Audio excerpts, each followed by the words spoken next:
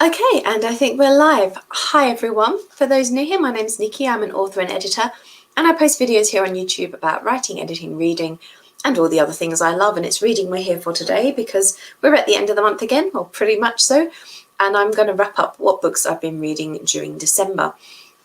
In some ways, this has been a slightly lighter reading month for me. And typically, again, I started my TV and film vlog just now, and having been fun all morning, I suddenly needed to sneeze. I was then fine while I set this one up, and then the second I've gone live, my nose is itching and I need to sneeze again. I'm really sorry. It's just like some sort of reaction to live streaming, I think. Anyway, as I was saying, I've been a little bit slack on the reading this month, just because being December, there's been a lot going on. We've had some later nights, so I haven't had as much time to read before going to sleep and things. So I've got about 16, I think, as I said, books to get through. So we will whiz through them, and then I'll do a sort of general wrap up at the end just for my reading in 2020 overall. So let me get rid of you. Right. A few of the books that I'm going to mention today, I actually have been asked by publishers to hold the reviews until early next year. So I will tell you the plots of them, but I won't give in too much thought on them other than a star rating, because my reviews will follow essentially between now and April. There's about 8 of them will come out in that period. The first of those is actually the first book I'm going to start with, This Golden Flame by Emily Victoria, which I gave 4.5 stars. So just to tell you a bit about the premise, it's a sort of steampunk YA fantasy, some LGBT content, and the basic storyline is our main heroine is a slave at the scriptorium. She's been separated from her brother, and she's keen to escape and go and find him. And one day she stumbles across an ultimatum, and this ultimatum, basically the technology that powered these machines in the past has been lost, the sort of technology / magic.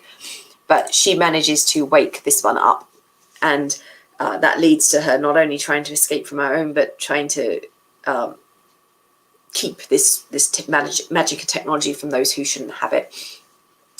As I said, I'm not going to tell you my thoughts yet because I'm holding the review, but 4.5 stars. Another one in the same boat that the review will be coming out soon is Kokoschkas Doll by Afonzo Cruz. This was a 4-star read for me. This is a strange, bizarre piece based around the real story of a man who created a life-size doll of his lover after he was separated from her. This piece takes place mostly around the Second World War, and the lives of various people all come together and get pulled in because of this doll. So again, I'm not going to say too much more at this stage, but it's something a little bit different. So watch out. I think my review of that comes out next week, so watch out for that. Another one that's being held for now is We Could Be Heroes by Chen, which I will be giving 4 stars when the review comes.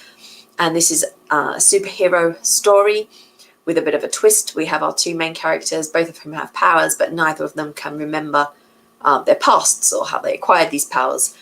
One of them has become a kind of vigilante hero, and the other one has been robbing banks. But when they discover there's a sinister plot afoot, they will have to put aside their hero-villain differences to work together. Again, the review will be coming. The next 2 books are actually the only non-NetGalley ones for the month. I didn't mention the others. I just talked about were from NetGalley, but basically every book is from NetGalley this month, apart from these next 2. And these were ones that my mother bought me as a gift. So the first of these is illustrated Beauty and the Beast, the original story by Barbot de Villeneuve. I gave this 4 stars. It's really great to go back at times to the originals of tales like these to see how they differ from the Disney versions. In some ways, the original Beauty and the Beast tale is a little bit slow and plodding at times, but there are elements I really enjoy about it. And this was a really nicely presented version of the story with some lovely illustrations. Next up, The Moon and Sixpence by Somerset Maugham. Typical Somerset Maugham fashion. This is a 5-star read for me. There's plenty of wit and satire in this story, which revolves around the narration of the our main character, who knows a man who was a stockbroker who suddenly abandoned his wife and children and disappeared to become a painter in France. And it's his interactions with him over the years. And this is kind of very loosely based on the life of Paul Gauguin. So I don't know much about the real Gauguin, so I can't tell you how closely it's based, but it's a really enjoyable story. It's quite short and really satirizing society values in Edwardian England, if you like. Next up, Volume 2 of A Gentle Noble's Vacation Recommendation Manga. This is by Mariochi, Miraki, and Sando. And I did review the first volume a while ago. The main premise of this one is our principal character, who's a nobleman, has suddenly found himself in an alternate world. And rather than panicking about going back, he's decided to do some sightseeing. So he's hired a bodyguard and he's become a bit of an adventurer, going down into dungeons to retrieve treasures and things. So this volume picks up where the last one left off. They've left the town to go off to another location, which added a bit more interest. We've met a few new people along the way. And this was 4.5 stars for me. I thought the story continued nicely. I still like the illustration. And the way it ended, I'd be interested to continue reading in Volume 3. The next book was Old Norse for Modern Times by Ian Stuart Sharpe. So this is a non-fiction work. And this one is essentially an Old Norse phrase book, but with famous lines from Marvel films and Vikings and Game of Thrones rendered in Old Norse. So if you've ever wanted to say that you're burdened with glorious purpose in Old Norse, this is the book for you. I gave it 4 stars. You know, it's a bit of fun. It's nothing serious, but if you're interested in Vikings and Old Norse and languages, and you like these modern kind of fantasy dramas, then there'll be something in here that will amuse you. Next up is another one for which I'm holding the review, but it's called His Only Wife by Peace Adzo Medie, and it was a 4-star read for me. And the premise of this book is it's set in Africa, and a young woman has been persuaded by her family to wed this man, and he's a good catch. The only issue is he has another woman, a mistress on the side, and she's been told that her role is to go in, be the perfect wife, and make him forget about this other woman who the family don't approve of. She thinks she's been told it'll be easy, that as soon as she's on the scene, everything will be perfect. But of course, things don't quite work out that way. So it's essentially a relationship drama piece. And as I said, I will hold my review until the release date, but look out for it on my blog shortly. Next up is Magma by Thora Hjörleifsdóttir. So this one is an Icelandic author. It's a fairly short piece, but it's essentially looking at toxic relationships and abusive, not necessarily physically abusive, but occasionally, but more mentally abusive relationships, and the effect this has on young women.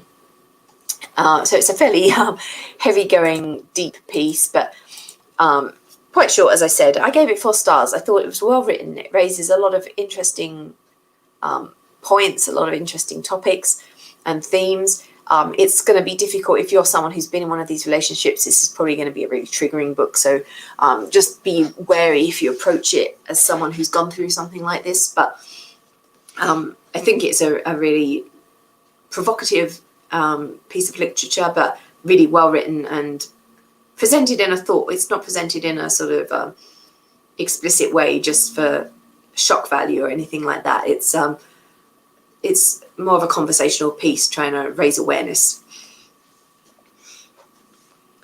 Next up is another one that I am holding the review on, I believe. It's hard to remember now which ones I am and which ones I'm not. This was No Gods, No Monsters by Cadwell Turnbull. This was a 3.5-star read for me. The premise of this one is it's kind of an urban fantasy with a twist. There are various monsters, and because of a series of events, they've come out of the woodwork and revealed themselves to the world. And the question is, why have they chosen to do so now? And it turns out that there might be something much worse than them afoot. I liked the premise. I liked some of the characters. However, there were quite a big cast of characters, and I just thought at times it would have been nice to have fewer of them, but get to know them better, I guess. But if you're interested in urban fantasy that's a little bit different from the usual fare, with less of a romance focus, then definitely you might want to check this one out. Next up is another one I am holding a review on for certain. I wasn't sure about the last one, which is why I did say a few things. But this one was definitely a holding the review one. Sargasso by Kathy George. And this is billed as an Australian Gothic story. A woman has returned to her family home. It's a home where her father died. And there seem to be a few strange goings on in the house. I probably can't say too much more than that without spoiling it. There's a relationship element going on as well, and a question of at times whether some things are real or whether they're just in her mind. For me, it was a 4-star read, but as I said, the full review will come shortly. The same is true of the next one, which is Popisho by Leone Ross. And this was a 2.5-star read for me. This book, it's a kind of magical realism / fantasy story. There's a strange island or archipelago called Popisho, and in this place, everyone has magic of some sort. They're called gifts, a gift from the god. And I can't really say too much more than that without spoiling it too much. It's kind of a community story. All these different people trying to find their way with what they've been given in life, with this fantasy element attached.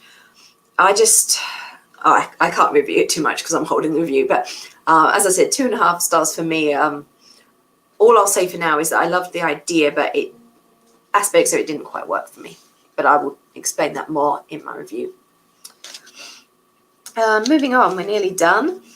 So the next one is Heaven by Kawakami Mieko. Who's a Japanese author. I've read a few books of hers now. I really like them. Heaven is a piece that is, again, a little bit like Magma. It's potentially going to be disconcerting for some readers. It focuses on bullying. We've got 2 characters who are viciously bullied at school, and that's explained fairly detailed explicitly in the story.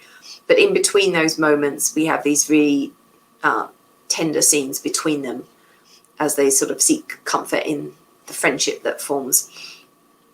It's a 5-star read for me.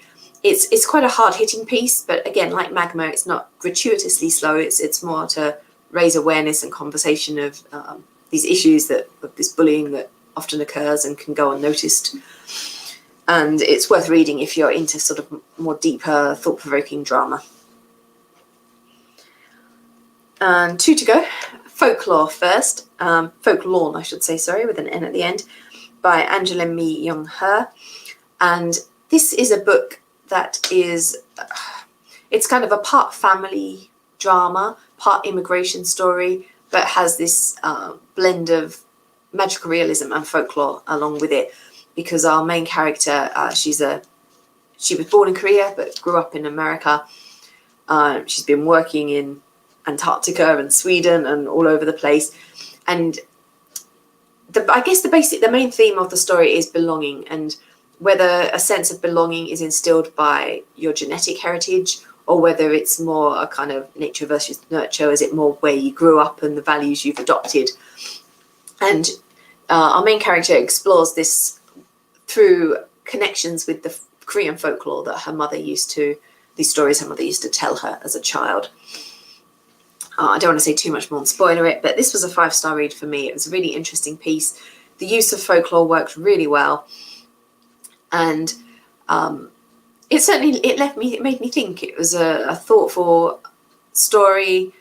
I got a great sense of character about our main heroine. You really got to know her and understand her throughout the piece. So if you like a sort of character-driven story with a bit of a magical realism fantasy element, then this is definitely one you should check out. And the last piece is Kawaii Kitties by Olive Young. So this is non-fiction. It's a drawing guide.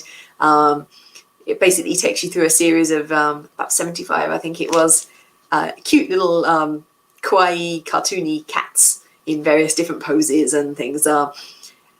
It tells you step by step how to draw them all, and at the end there's a few pre-drawn ones that you can colour in. So it's a 5-star read. It's, if you enjoy cats, if you love cats, if you like cartoon style drawing, then this would be a great book for you. So that brings me to the end. So before I go, I will just do a brief wrap up of my reading for the year. So I mean, I completed my own challenge, the NJM Book Challenge 2020, much earlier in the year, completed all 5 or 25 challenges for that. I will be running it again in 2021, and the details are on my blog if you want to check that out. Just scroll back a few posts, you'll find it. I posted it mid-December, sorry. Or just search the hashtag NJM Book Challenge 2020, and you'll find it mentioned on Twitter and around the place. So do join in if you like for the next year's one. In terms of my Goodread challenge, I had originally set my challenge at 180, but I upped that to 250 when I realised that I was going to hit the 180 quite easily. And in the end, I finished the year, once I finish the book I'm reading tonight, it will be 254. So I completed that challenge without any problems in the end. My favourite book of the year was, without a doubt, The Invisible Life of Addie LaRue by V.E. Schwab. I've been really looking forward to this one, and it didn't disappoint. So that was my pick for the year. As we head into 2021, I received, I think about 24 new books, 25 new books for birthday and Christmas during December. So I've got plenty to read. I got some money too, so I do plan to buy a few new books within the first quarter at some point as well. I will probably set my Goodreads challenge at about 180 again. That's my general mark I go for. So we'll see how I go. The World Reading Challenge. I did cross off during 2020, I think it was 6 more books for my World Reading Challenge, in which I'm trying to read a book by an author born in every country in the world. So during 2020, I'm going to aim for another, hopefully 5 or 6 off the list. As I move through these, I'm gradually coming down to slightly more difficult to find ones. And I think rather than just relying on stuff that comes up on NetGalley and stuff that comes under my radar, I may have to properly search for stuff, but we'll see how we go. There's probably still a few more I can tick off next year just without seeking too much. But probably for after that, I will have to start doing proper searches. I do already have one lined up for Ghana, which I'll be reading next. I'm going to start that probably over the weekend. So I will already tick off one first thing in the year. I will close there for now. I will be back again with you all. I've got a few things lined up as we head into 2021. I have a few pre-filmed vlogs to go out each month during the year already. They're all set up, ready to go. And of course, I'll be back with these end of the month wrap-ups as well. So I will end there for now, but I will talk to you all again very soon. Bye, everyone.